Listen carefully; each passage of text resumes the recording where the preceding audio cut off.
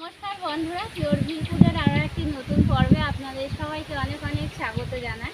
আমাদের বাড়ির কাছে একটা মাঠে প্রচুর পরিমাণে শাক হয়ে আছে, অন্যান্য শাকও হয়ে আছে, তবে আমি আজকে ফুলকো শাক তুলতে এসেছি। এই শাকটাকে অনেকে কুলেখাড়া শাকও বলে। তো এখন আমি শাকটা তুলবো।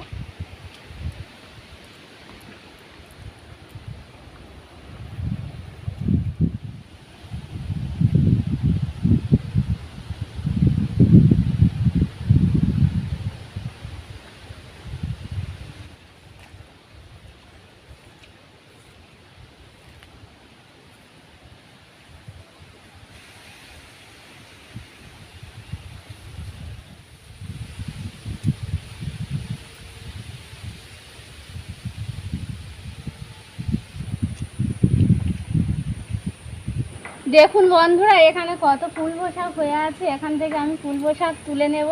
আর আমাদের এই গ্রামের দিকে কুলবো শাক প্রচুর পরিমাণে হয়, আর এখান থেকেই তুলে শহরে বিক্রি করা হয়। শহরে তো এত কুলবো শাক পাওয়া যায় না, এই গ্রাম থেকেই তুলে বিক্রি করা হয়।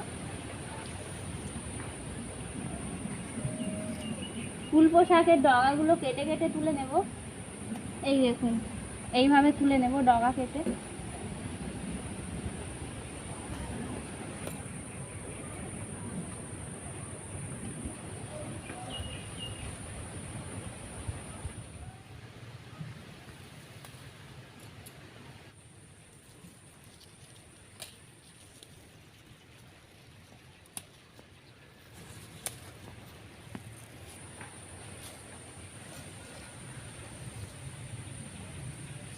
বন্ধুরা, শাকটা ওদিকে তুলছিলাম, আর এখন তো বর্ষাকাল, বৃষ্টি হয়েছে সকালে প্রচুর পরিমাণে, আর এই সময় তো জোক ওঠে, সেই জন্য ওইদিকে প্রচুর পরিমাণে উঠেছিল।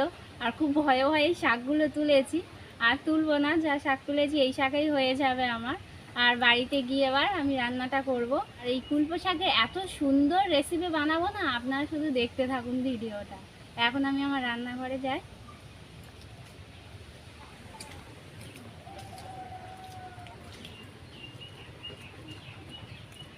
সকালে প্রচুর পরিমাণে বৃষ্টি হয়েছে, এই দেখুন কেমন হয়ে আছে, যাওয়া যাচ্ছে না, প্রচুর বদ হয়ে গেছে।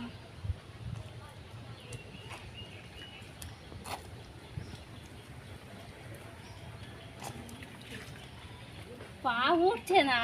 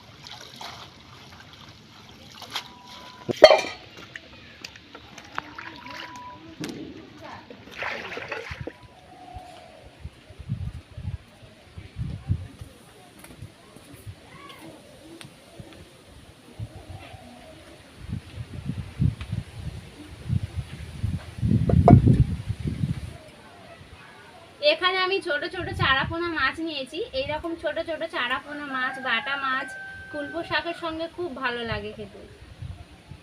এখন আমি মাছগুলো কেটে নেব।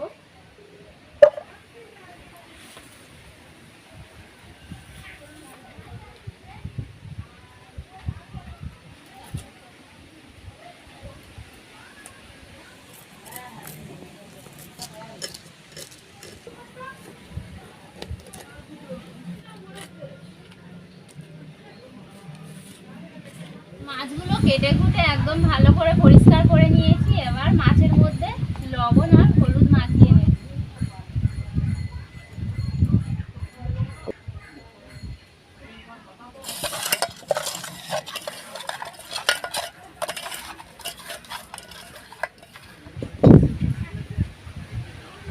কড়াইতে তেল দিয়ে দিচ্ছি।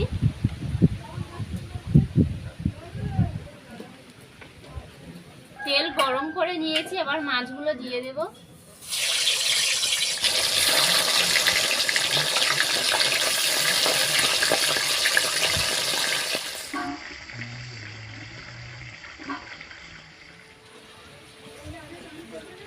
বন্ধুরা আমি এদিকে আর করে দিলাম, এদিকের মাছটা ভাজা হয়ে যাবে, আবার একটু পরে এদিকে একটু আর করে দেব, দিলে এদিকের মাছটা ভাজা হয়ে যাবে।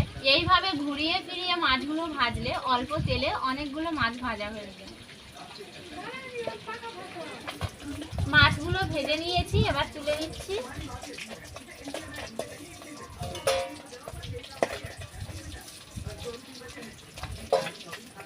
তেল কিছুটা রয়ে গেছে, এই তেলের মধ্যে আমি রান্নাটা করব। তেলের মধ্যে দিয়ে দিচ্ছি 2টো তেজপাতা আর 5 ফোড়ন।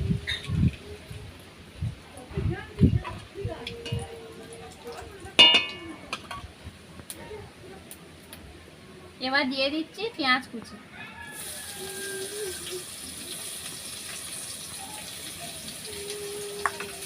পেঁয়াজটা লাল লাল করে ভেজে নেব।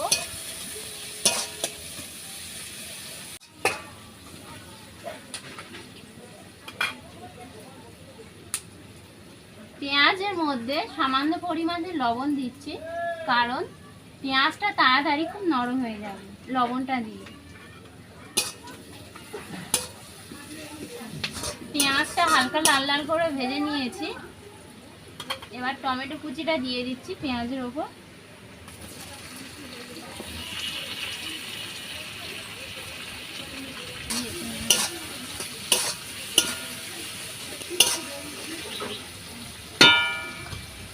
কাঁচা লঙ্কাটা দিয়ে দিচ্ছি।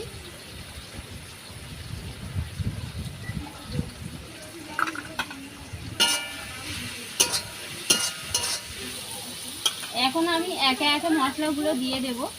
তখন লবণটা দিয়েছিলাম পেঁয়াজটা নরম হওয়ার জন্য, এখন তরকারিটা হওয়ার জন্য আমি লবণ দিয়ে দিচ্ছি। লবণটা স্বাদ অনুসারে। হলুদ গুঁড়ো,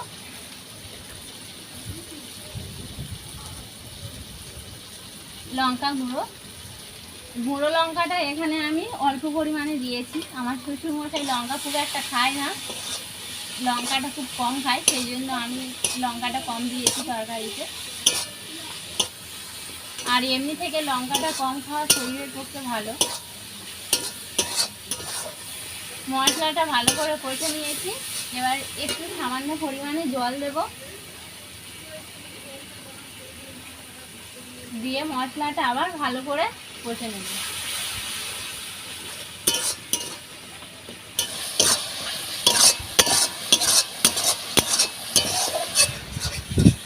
মশলাটা ভালো করে কষে নিয়েছি, এবার আলুগুলো দিয়ে দেব।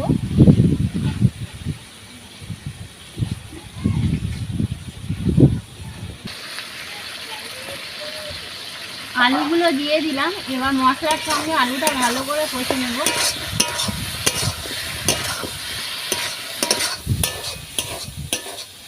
আমি মশলার সঙ্গে আলুটা খুব ভালো করে কষে নিয়েছি, আর কষতে কষতে আলুটাও সেদ্ধ হয়ে গেছে। এবার আমি পরিমাণ মতো জল দিয়ে দেব।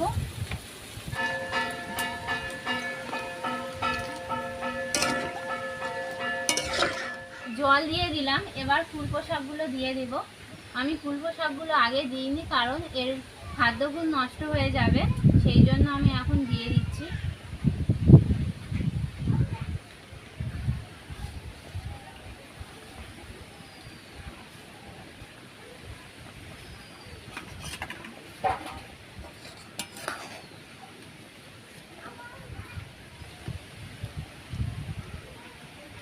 আমি এখানে কিছু কুলপো শাক তরকারিতে দিয়ে দিয়েছি, আর কিছু কুলপো শাক রেখে দিয়েছি, বাড়িতে সবাই মিলে বেটে খাবো রস করে।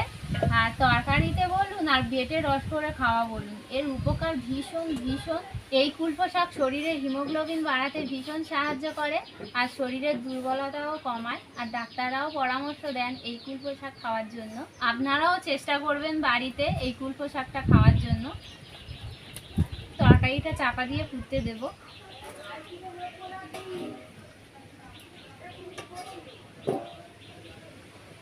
কিছুক্ষণ ঢাকা দিয়ে রেখেছিলাম, এবার ঢাকাটা খুলে নিয়েছি, নিয়ে মাছগুলো দিয়ে দেব।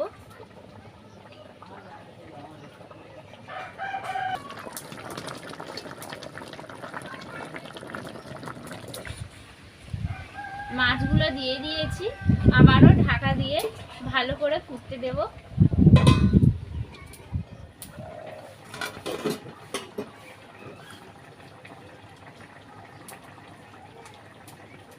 জিরে বাটা দিয়ে দিচ্ছি,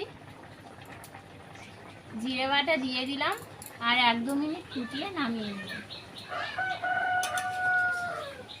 রান্না তো হয়ে গেল, এবার আমি একটু পরিষ্কার করে নিই জায়গাটা।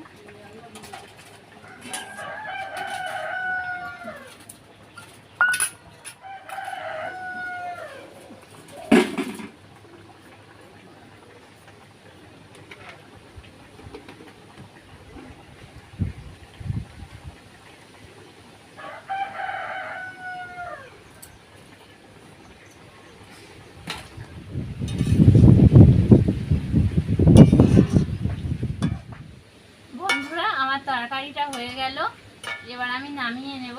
আর এইরকম স্বাস্থ্যকর রেসিপি আপনারা বাড়িতে অবশ্যই করে তৈরি করুন।